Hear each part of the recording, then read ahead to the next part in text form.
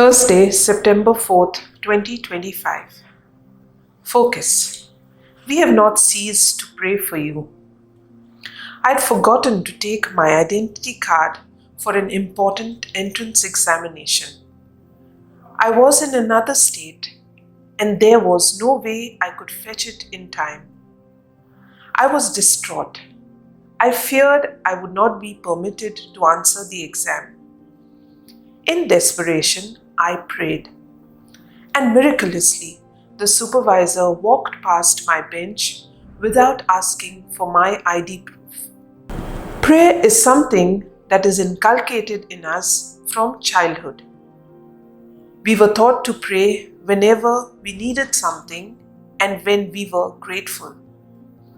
Tables turn and miracles happen when you pray is a comforting saying that we often hear when faced with great uncertainty. Paul assures the Colossians that he will not stop praying for them.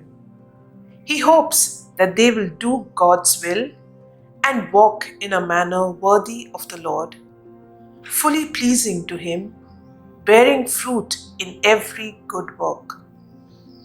He wishes them knowledge to share God's word and power to face challenges with patience and joy.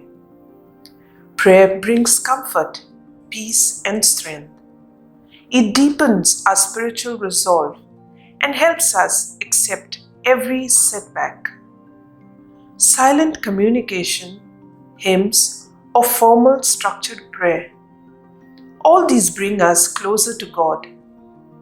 We need to pray for ourselves and for others, just like Paul, because all the ends of the earth have seen the salvation of our God. Fruit. I will be faithful to daily prayer and thus enrich my relationship with God.